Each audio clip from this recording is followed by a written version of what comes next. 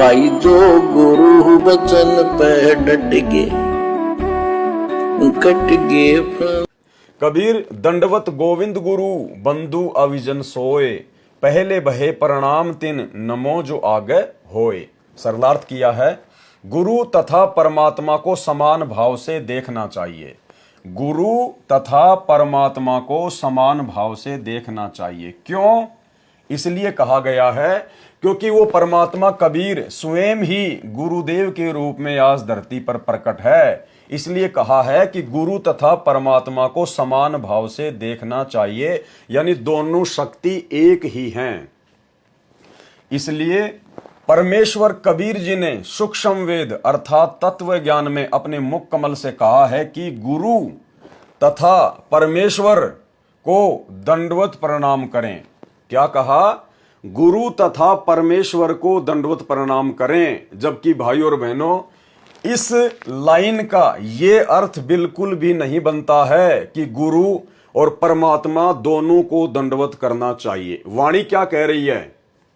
कबीर दंडवत गोविंद गुरु, ये गोविंद गुरु शब्द है। इस शब्द का मतलब ये नहीं निकलता कि गुरु और गोविंद दोनों को दंडवत प्रणाम करना चाहिए। यहां सतगुरु रामपाल जी परमेश्वर अपने आप को छुपा रहे हैं और कह रहे हैं कि गुरु और परमात्मा दोनों को दंडवत करना चाहिए। ये आप और हमारे बुद्धि विवेक की परीक्षा है।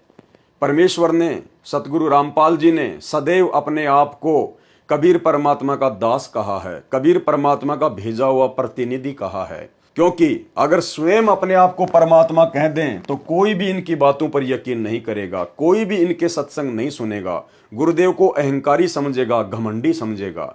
इसलिए स्वयं कबीर परमात्मा होते हुए भी सतगुरु रामपाल जी परमेश्वर जी ने आप और हम आत्माओं को भक्ति मार्ग पर लगाने के लिए, सत्संग सुनाने के लिए, ज्ञान समझाने के लिए इस कबीर जी को परमात्मा बताया। इसलिए यहां गुरुदेव कह रहे हैं कि गुरु तथा परमेश्वर अर्थात गोविंद को दंडवत प्रणाम करें।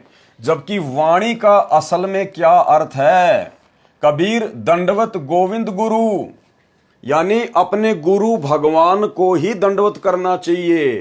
गोविंद गुरु का मतलब गोविंद और गुरु नहीं होता, परमेश्वर और गुरु नहीं होता। ये दो अलग अलग नहीं है। गोविंद गुरु का मतलब है अपने गुरुदेव भगवान को। अब ये बात हमें कैसे समझ में आएगी? ये बात हमें स्वयं सतगुरु रामपाल जी परमेश्वर जी के मुख कमल से समझ में आएगी कि इस वाणी का वास्तु में क्या अर्थ निकलता है। परमेश्वर और गुरु दोनों को दंडवत करना चाहिए, या फिर यहां पर गोविंद गुरु का अर्थ केवल गुरु भगवान होता है, केवल गुरु ही होता है।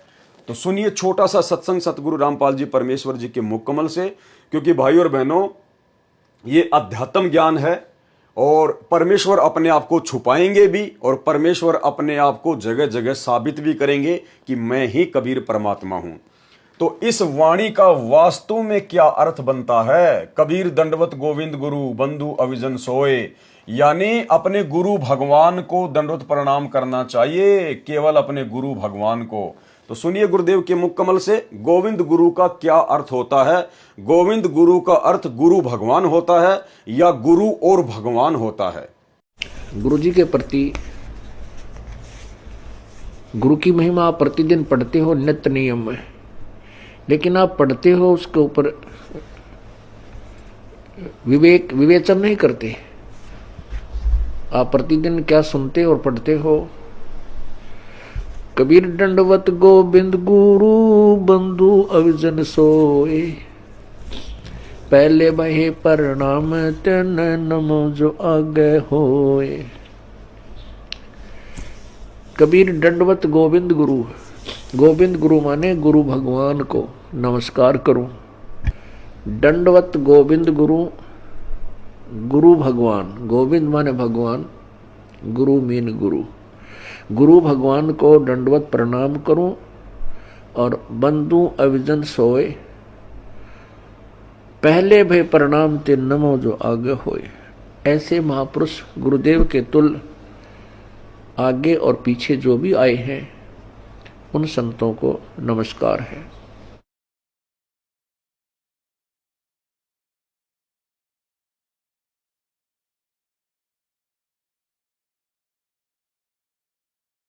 तो भाइयों और बहनों, छोटा सा वीडियो सुन के आप जी का डाउट बिल्कुल क्लियर हो गया होगा कि यहां पर केवल अकेले गुरु को ही दंडवत प्रणाम करने के लिए कहा गया है, जबकि यहां सतगुरु रामपाल जी परमेश्वर जी ने गुरु और परमेश्वर दोनों को अलग अलग कर दिया। क्यों कर दिया? अपने आप को छुपाते हुए कर दिया, लेकिन वास्तविकता परमेश्वर ने वीडियो में बता दी। और वास्तविकता वाणी भी यही बोल रही है कि कबीर दंडवत गोविंद गुरु बंधु अविजन सोए, पहले बहे प्रणाम तिन नमो जो आगे हो। यानी सबसे पहले अपने गुरु भगवान को ही दंडवत प्रणाम करना चाहिए, क्योंकि गुरुदेव भगवान स्वयं ही कबीर रूप में है। यानी वो कबीर परमात्मा सतलोक का राजा वर्तमान में स्वयं ही गुरु रूप में धरती पर प्रकट है। गुरु तथा परमात्मा को समान भाव से देखना चाहिए। इसलिए परमेश्वर कबीर जी ने सुख संवेद तत्व ज्ञान में अपने मुख कमल से कहा है कि गुरु तथा परमेश्वर को दंडवत प्रणाम करें। अन्य महापुरुषों को जो पहले हो चुके हैं तथा भविष्य में परमार्थ के लिए जन्म लेंगे, उन सबको प्रणाम शीश झुकाकर नमन करें। देखो भाई और बहनों, एक ही चौपाई में, एक ही वाणी में दो जबरदस्त गूढ़ रहस्य सतगुरु रामपाल जी परमेश्वर जी ने छुपा रखे हैं। पहला गूढ़ रहस्य तो आपको समझ में आ गया कि भक्ति मार्ग में केवल अपने गुरुदेव भगवान को ही दंडवत प्रणाम करना चाहिए। गोविंद गुरु का मतलब भगवान और गुरु दो अलग अलग नहीं है, केवल गुरु के लिए ही गोविंद शब्द यूज हुआ है।